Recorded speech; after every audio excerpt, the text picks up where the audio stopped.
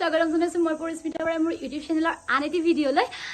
আচলতে আজি বহুদিন ধৰি ভাবি আছিলোঁ যে আমি মৃত্যুঞ্জয় মন্দিৰলৈ যাম, কিন্তু ভিন্ন অসুবিধা বা ইফাল সিফাল কৰি থাকোঁতে আৰু ময়ো ঘৰলৈ আহিব পৰা নাছিলোঁ, মিলা নাছিলে সময়খিনি, গতিকে যাব পৰা নাছিলোঁ। কিন্তু এবাৰ যিহেতু ঘৰতে আছোঁ একেদিনমান, গতিকে ভাবিলোঁ যে মই যাওঁ মৃত্যুঞ্জয় মন্দিৰলৈ।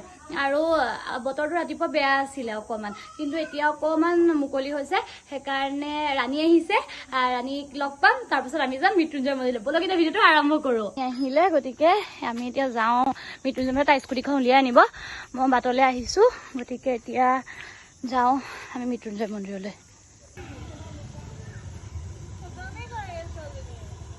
এতিয়া পালোহি আমাৰ আউনীআটী গেট, অৰ্থাৎ সেইটো যিটো আপোনালোকে মেইন আমি ইয়াৰ পৰা গৈ পেলাই উঠিমগৈ। এইখিনি ৰাস্তাটো অকণমান বেয়া, তথাপিও সেইটো 37 নং ৰাষ্ট্ৰীয় ঘাইপথ। আৰু তাৰ পৰা আপোনালোকে সোঁফালে গ'লে উৰিয়াগাঁও, বাওঁফালে গ'লে আপোনালোকে এইফালে মানে যোনটো তেজপুৰ যোৰহাট উজনি অসমলৈ যোৱা ৰাস্তাটো, আৰু চিধা গ'লে আমাৰ মৃত্যুঞ্জয় মন্দিৰ। দেখাই থাকিম ভিডিঅ'টো। এয়া 37 নং ৰাষ্ট্ৰীয় ঘাইপথৰ পৰা চিধা যাম আমি এতিয়া।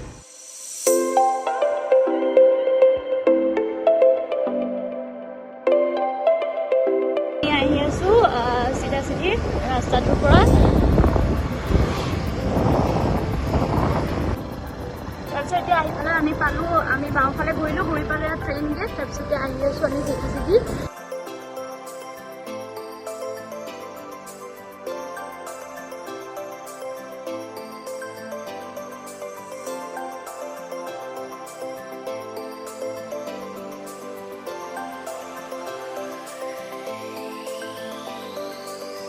এতিয়া আমি আৰু অলপমান গ'লে মৃত্যুঞ্জয় মন্দিৰ পাম, চাই থাকক ভিডিঅ'টো।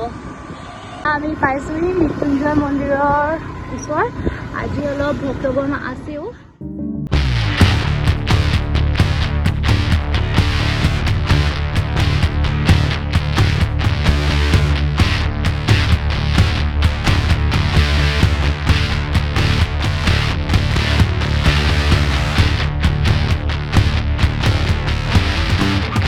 মন্দিৰ এতিয়া পূজাৰ বস্তুখিনি ল'লোঁ। এয়া তেল, তাৰপিছত ধূপ আৰু বেলপাত, ধতুৰা পাত এনেকৈ দিছে। এতিয়া ব'লক অকণমান সেৱা লওঁ। এয়া হৈছে আমাৰ মৃত্যুঞ্জয় মন্দিৰ, আৰু যিহেতু ভিতৰত তেল ধূপ এনেকৈ চাকি জ্বলাব নিদিয়ে, গতিকে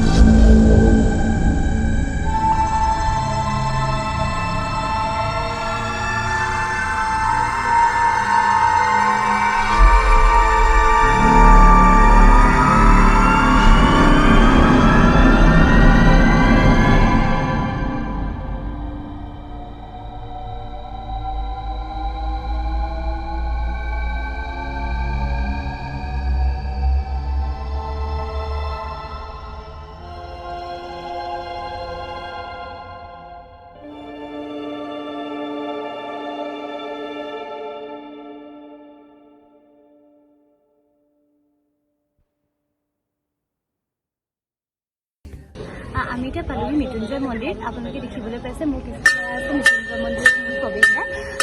যিহেতু আহি পালোহি, আমি অকণ পূজা অৰ্চনাও দিলোঁ। গতিকে এতিয়া ভাবিছোঁ অকণমান জনাওঁ আপোনালোকক মৃত্যুঞ্জয় মন্দিৰটোনো ক'ত অৱস্থিত।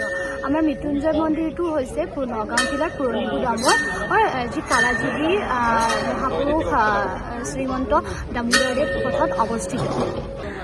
এই মন্দিৰৰ নিৰ্মাণৰ কাম 2003 চনত আচাৰ্য ভিগুগিৰি মহাৰাজে আৰম্ভ কৰিছিলে আৰু তেওঁ এই যি পুৰণি গুদামৰ এই অঞ্চলখনতে তেওঁ ধ্যানৰ মূল স্থান হিচাপে ব্যৱহাৰ কৰিছিলে। তেওঁৰ মতে দৈত্যগুৰু শুক্ৰাচাৰ্যই এই স্থানখনতে প্ৰাচীন পৌৰাণিক বিশ্বাস অনুসৰি যি মহামৃত্যুঞ্জয় মন্ত্ৰৰ ধৰ্মীয় ৰীতি নীতিসমূহ এই স্থানখনতে পালন কৰিছিল বুলি তেওঁ বিশ্বাস কৰিছিল। আছিলে আমাৰ মহামৃত্যুঞ্জয় মন্দিৰৰ যি ঐতিহাসিক ইতিহাস।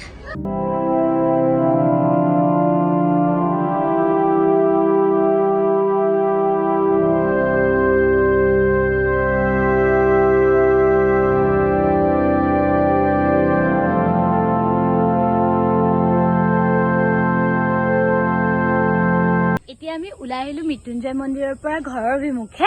দেখুৱাবলৈ চেষ্টা কৰিলোঁ আপোনালোকক মৃত্যুঞ্জয় মন্দিৰটো, অকণমান তাৰ ভিতৰৰ অংশ বা বাহিৰৰ অংশ, আৰু লগতে কেনেকৈনো মৃত্যুঞ্জয় মন্দিৰটো স্থাপিত হ'ল, কিয় স্থাপিত হ'ল সেই বিষয়ে আপোনালোকক অকণমান জনালোঁ। যদিহে মোৰ ভিডিঅ'টো চাই ভাল পালে লাইক কৰিব, শ্বেয়াৰ কৰিব আৰু ছাবস্ক্ৰাইব কৰিবলৈ নাপাহৰিব মোৰ ইউটিউব চেনেলটো।